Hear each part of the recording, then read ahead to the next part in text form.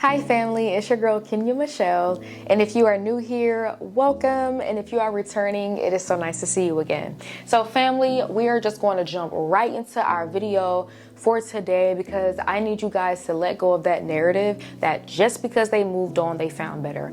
Absolutely not. This is not always the case. It is not always true. So we're going to start off and we are going to use our imagination for a second, okay? So let's just imagine that you are out and you're running errands, right?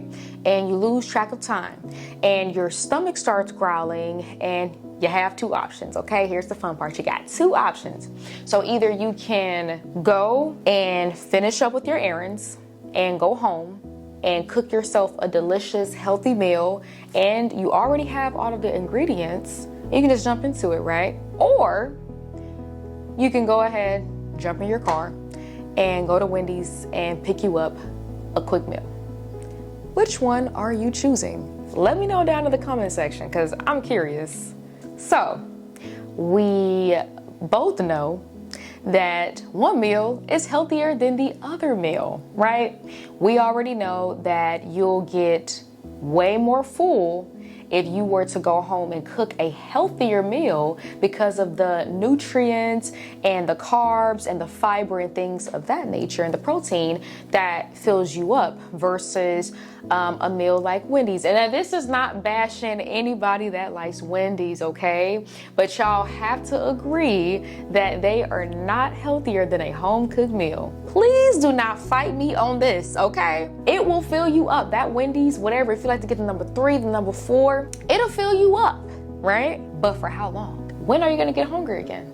Because I guarantee you, if you eat a balanced home-cooked meal with all of the different elements that you need in order to be full, you'll be full for much longer than just getting a meal from Wendy's, because you'll get full, but when will you get hungry again? That's the question. You're gonna be hungrier much faster than the individual who made that delicious, healthy, nutrient-dense meal at home. So why are we talking about running errands and eating Wendy's and meal prepping at home and all of this other stuff when we're talking about food? Let me help you to understand. See, in the analogy of eating Wendy's over the home-cooked meal, I was trying to get you guys to understand that yes, both of these are options and they both will get you full.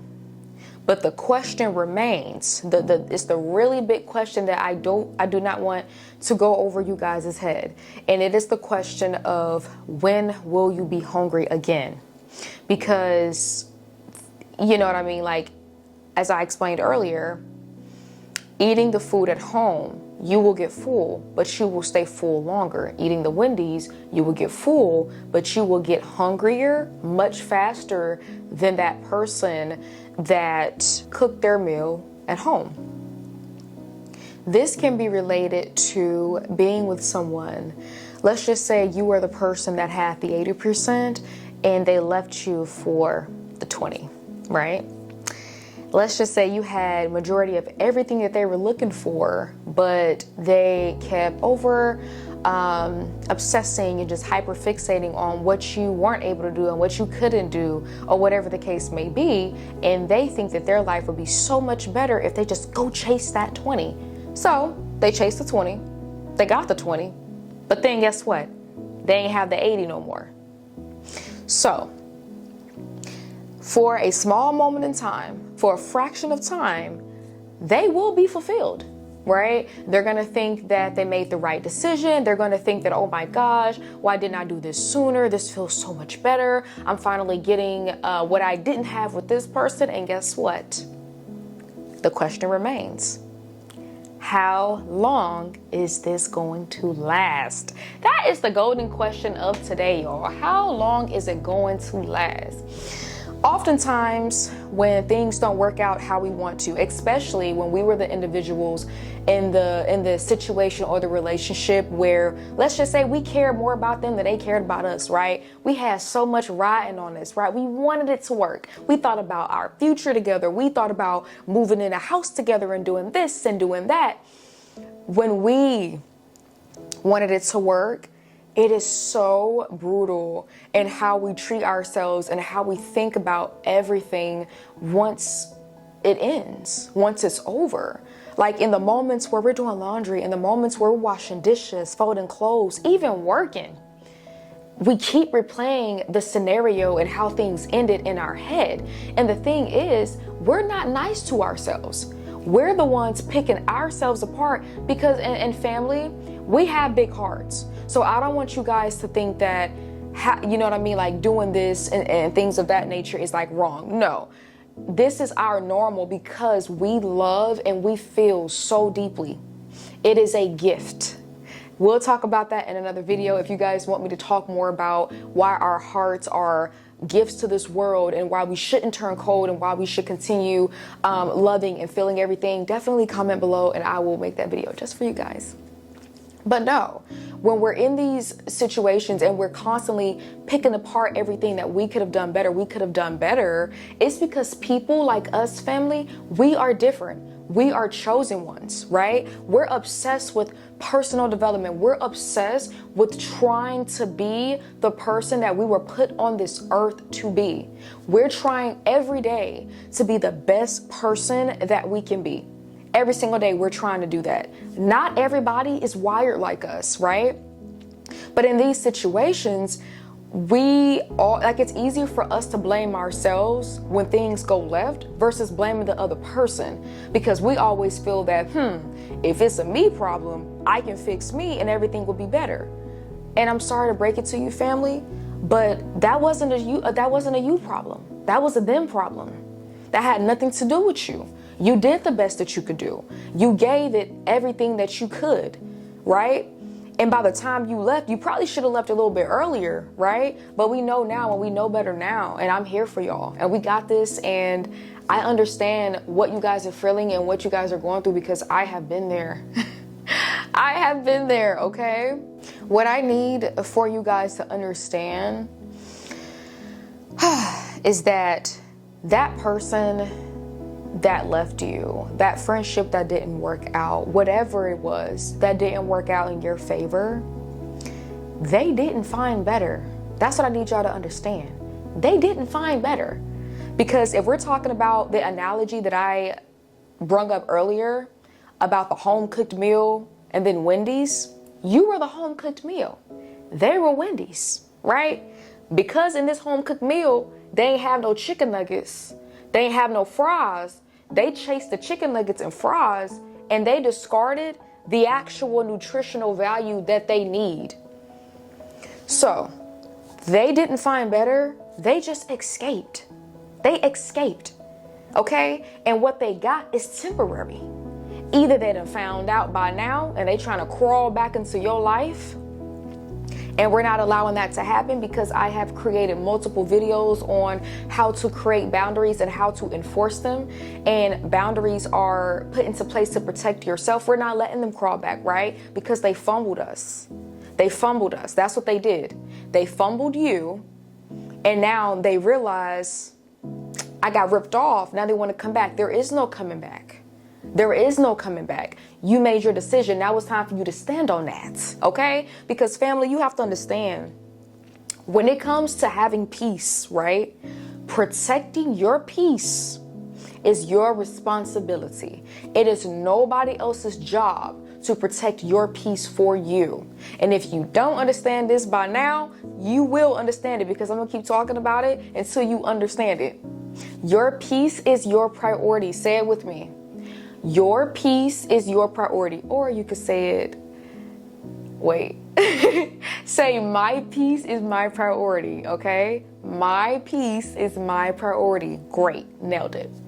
You needed them to grow and they simply did not want to go through the growing pains. Family, you have to understand that some people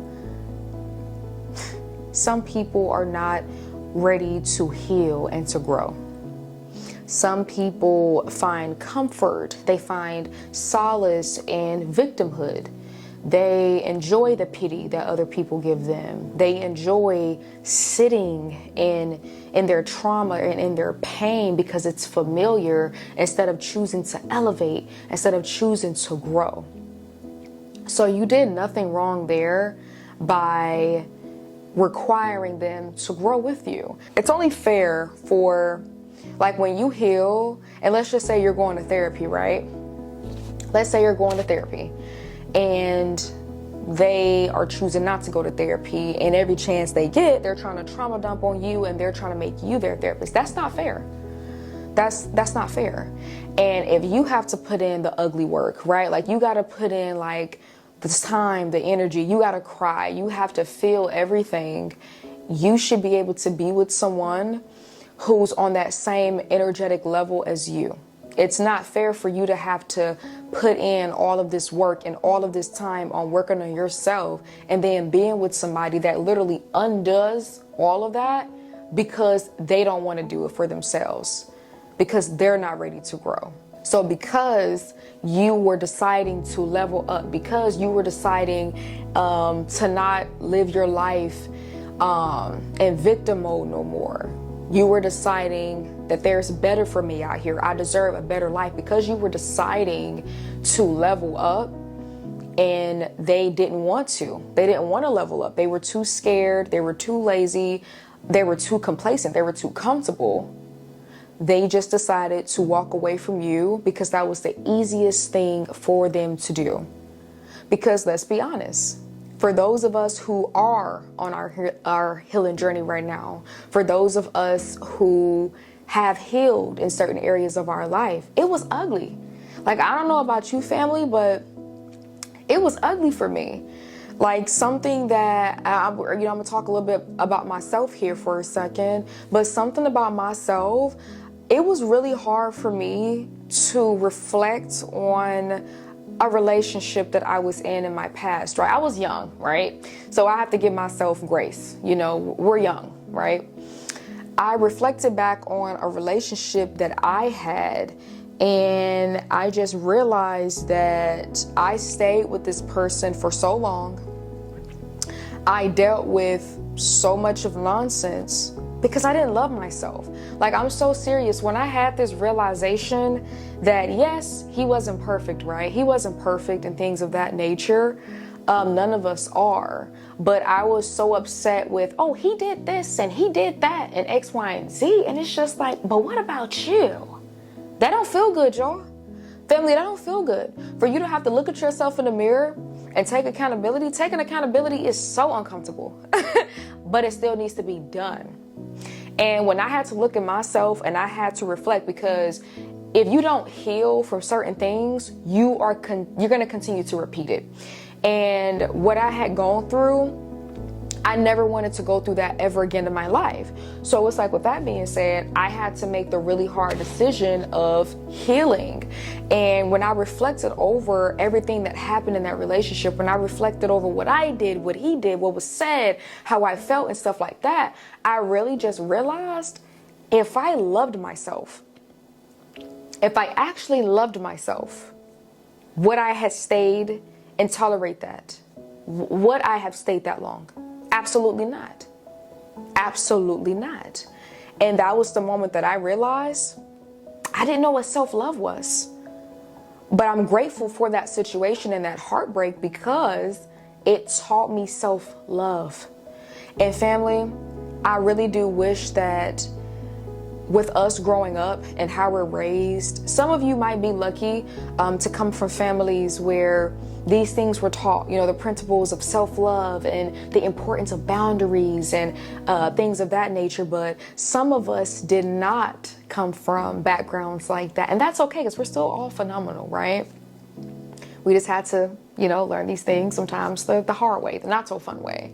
But I really do wish that these things were talked about more, especially self-love, because the fact that I put myself through so much of pain, unnecessary pain, I can never do that to myself now, because self-love to me is not sacrificing who you are, regardless of the world, regardless of any and everything that you go through.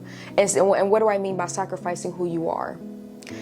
if you know, like morals and values, if you know that you are a person that's full of integrity, if you know that you are a genuine and kind person, and let's say you want to date someone and they're the complete opposite, and then they start, making you feel bad for being a nice person, being a person full of integrity, and you decide to trade in who you are for who they want you to be, that is sacrificing who you are. And I know that example is probably a little extreme, but I think it's a great example because that's kind of what I did when I was with this person and I didn't love myself, right? Things that were done, things that were said, I should have left, right? The first time, not the second, not the fifth, but the first. But I didn't love myself and I stayed and I thought that I was doing the right thing. Absolutely not. Absolutely not. So yes, family, I know it probably hurts right now. I know that you are probably still healing from whatever traumatic experience that you have come out of. And I'm so proud of you. I'm so proud of you.